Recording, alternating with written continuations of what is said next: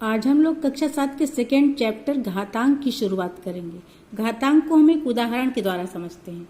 मान लीजिए हमने ले लिया यहाँ पर कोई संख्या 10,000। इसके गुणनखंड करें अगर 10 आधार पे तो ये हो जाएगा 10 गुणा 10 गुणा 10 गुणा 10। जितने जीरो हैं उतनी ही बार 10 गुणा 10 गुणा 10 हो जाएगा। यहाँ 10 गुणा 10 कितनी बार है? 4 बार है। तो हम इसको एक इस तरीके से भी लिख सकते हैं। यहाँ 10 लिखेंगे और इसके ऊपर छोटा सा लिख देंगे 4। इसको पढ़ेंगे 10 की घात 4। यहाँ पर 10 जो है इसको कहते हैं आधार या बेस, आधार या फिर बेस। और जो ऊपर 4 है, 4 को क्या कहेंगे? 4 को कहेंगे घात, घात या फिर पावर। इस पूरे को पढ़ेंगे 10 की घात 4। अब ये 10,000 को जो हमने 10 की घात 4 के रूप में लिखा है, यही इसका घातांक रूप हो गया। ऐसा नहीं है कि हमें आधार 10 पर ही सभी संख्याओं को घात रूप में लिखना है। जैसे ये 32 है कोई संख्या, तो हम क्या करेंगे? 32 के गुणनखंड कर लेंगे। अब 32 के गुणनखंड करेंगे तो 2 दूनी 4 दूनी 8 दूनी 16 दूनी 32। इस तरीके से 2 2 5 बार हो गया। तो इसको भी हम घात रूप पे लिख सकते हैं। 2 की घात 5। इसमें 2 आधार है, 5 इसकी घात हो गई। अगर मान लीजिए कोई संख्या परिमेय संख्या है, परिमेय संख्या में सभी संख्याएं आ जाती हैं, भिन्न है, दशमलव है, तो उसको भी हम घात रूप में लिख सकते हैं। जैसे कि -3/5 गुणा -3/5 गुणा -3/5। तो इसको जब हमें घात रूप में लिखना पड़ेगा तो हम क्या करेंगे? -3/5। अब ये 3 बार है तो ऊपर छोटा सा 3 लिख देंगे। तो यहाँ पर -3/5 आधार हो गया और 3 इसका घातांक हो गया। अब यदि कोई दशमलव संख्या है तो उसको भी हम घात रूप में लिख सकते हैं। जैसे कि 0.001 है, इसे हमें घात रूप में लिखना है। तो सबसे पहले हम इसका दशमलव हटा देंगे। दशमलव हटाने का नियम हमें पता ही है। ऊपर दशमलव अगर हटा देंगे तो बचेगा 1 यहाँ लिख लेंगे। नीचे क्या करेंगे? दशमलव के स्थान पे 1, इसके आगे 1 2 3 अंक हैं तो 3 जीरो बना लेंगे। तो इस तरीके से ये 1/1000 हो जाएगा। अब 1000 को क्या लिख सकते हैं हम? 10 गुणा 10 गुणा 10। तो इसका मतलब है ये 1000 को हम क्या लिखेंगे? 10 की घात 3। अब घात नीचे है, इसको हम ऊपर लाएंगे तो ये ऋण में बदल जाएगी। तो ये हो जाएगा 10 की घात -3। यहाँ पर हम देख रहे हैं कि 0.001 को अगर हमने घात रूप में लिखा है तो ये 10 की घात -3 आ गया। संख्याओं के घातांकीय रूप में हम आधार और घातांक को समझने के लिए इस सारणी को देखते हैं। यहाँ पर संख्या दी गई है घातीय संकेतन में, जैसे 2 की घात 3 दिया गया है, तो इसको गुणा के रूप में हम कितनी बार लिख सकते हैं? 3 बार। 2 गुणा 2 गुणा 2। इसका मान क्या आएगा? 2 दूनी 4 दूनी 8। तो ये 8 यहाँ इसका मान लिख दिया गया। अब आधार इसमें क्या है? आधार 2 है तो आधार 2 लिख दिया गया। घातांक कितना है? घातांक है 3। तो इस तरीके से इसमें हमें गुणा का रूप, मान, आधार और घातांक पता चल गया। यहाँ एक बात और, 2 की घात 3 या किसी संख्या की घात 3 होती है तो उसको हम 2 का घन या 2 का क्यूब भी बोल सकते हैं। यानी घात 3 को हम घन या क्यूब भी बोल सकते हैं। ऐसे ही अगर घात 2 है तो उसको वर्ग या स्क्वायर भी बोल सकते हैं। यानी 3 की घात 2 बोले इसको, या 3 का वर्ग बोलें या 3 का स्क्वायर बोलें, बात एक ही हुई। अच्छा, यहाँ पर 3 के स्क्वायर में देखिए गुणा रूप 2 बार हो गया इसका मान क्या हो गया? 3 3 9 हो गया। अब इसमें आधार कितना है? 3 और घातांक कितना है? 2। ऐसे ही हम एक संख्या और देखते हैं, 5 की घात 6। अब इसमें 5 गुणा 5 कितनी बार है? 6 बार है। इसका मान जब इन सबका हम गुणा करेंगे तो निकल आएगा, ये आ जाएगा 15,625 और आधार इसका 5 है, घात इसका 6 है। अब हम शुरू करते हैं घातांक की पहली अभ्यास 2A। इसका पहला प्रश्न है -2/3 का पावर 5, इसका मान हमें निकालना है। अब पावर 5 है, इससे ये मतलब है कि -2/3 5 बार हमें लिखना पड़ेगा। 2 बार हो गया, ये हो गया 3 बार, ये हो गया 4 बार और ये हो गया 5 बार। अब इसमें हमें माइनस को समझ लेना है। जब डबल माइनस होता है तो वो कट के प्लस बन जाता है। तो ये माइनस इसको कैंसिल कर दिया, प्लस हो गया। ये माइनस इसको कैंसिल कर दिया, प्लस हो गया, ये वाला माइनस बचा। इसका मतलब आंसर में माइनस तो होना ही होना है।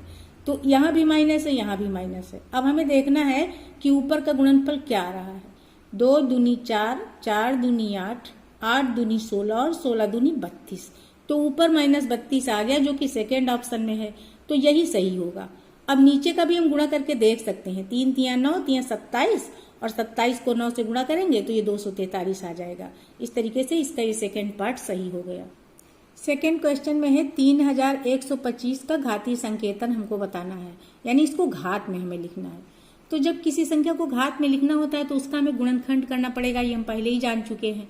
3125 का हम गुणनखंड करेंगे, 5 से ले जाएंगे।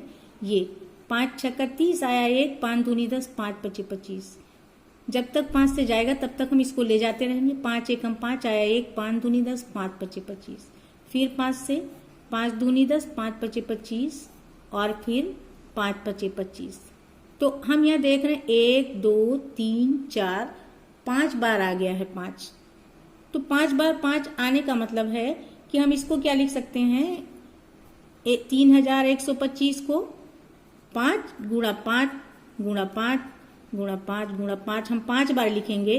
तो ये इससे 5 बार है, इसलिए 5 की घात भी 5 हो जाएगा, ये इससे मतलब है। तो 5 की घात 5 फर्स्ट है, ये इसका सही हो गया। थर्ड क्वेश्चन में 2 की घात 7 का मान निकालना है। तो 2 गुणा 2 गुणा 2 7 बार हम लिखेंगे, अभी 4 बार हुआ है, 5 6 और 7 बार। चाहे तो हम उंगलियों में भी 7 बार गुणा कर सकते हैं 2 का, और या फिर लिख के कर लें। 2 दूनी 4, 4 दूनी 8, 8 दूनी 16, 16 दूनी 32, 32 दूनी 64, 64 दूनी 128। तो ये 128 इसका थर्ड वाला सही हो गया। क्वेश्चन नंबर 4, एक वर्गाकार क्यारी की भुजा 5 मीटर है, इसके क्षेत्रफल को घातीय संकेतन में लिखिए। वर्गाकार का मतलब जिसकी लंबाई और चौड़ाई बराबर हो, इस तरीके की कोई क्यारी है जिसकी एक भुजा 5 मीटर है। अब इसका क्षेत्रफल हमें निकाल लेना है। तो भुजा कितनी है, भुजा है 5 मीटर। क्षेत्रफल क्या होता है, वर्ग का क्षेत्रफल होता है भुजा का वर्ग, यानी भुजा का स्क्वायर। तो ये जब हम भुजा का स्क्वायर करेंगे तो ये क्या आ जाएगा, 5 का स्क्वायर आ जाएगा। हमें घातीय संकेतन में ही लिखना है, तो 5 की घात 2 ही इसका क्षेत्रफल हो जाएगा। इसके आगे हमें इकाई लिख देनी है, इकाई हो गई वर्ग मीटर। लंबाई मीटर में है तो क्षेत्रफल हो जाएगा वर्ग मीटर में। फिफ्थ क्वेश्चन के फर्स्ट पार्ट में सरल करना है 2 की घात 4 गुणा 3 की घात 2 को। तो 2 की घात 4 है तो हमें 2 गुणा 2 लिखना पड़ेगा 4 बार, और 3 है, 3 की घात 2 है, इसलिए 3 को हम 2 बार लिखेंगे। अब इन सब का हमें गुणा कर लेना है। 2 दूनी 4, 4 दूनी 8 दूनी 16, इनका गुणनफल क्या आ गया, 16 आ गया, और 3 तिया 9 हो गया। अब 16 नंबर कितना होता है, 144 होता है। तो इसको हमने सरल किया तो 144 आ गया। सेकेंड पार्ट में है -2 की घात 3 गुणा -10 की घात 3। अब -2 हमें 3 बार लिख देना है। अब चाहे तो हम इसको ब्रैकेट में कर दें, चूंकि 2 निशान है ना, इसलिए।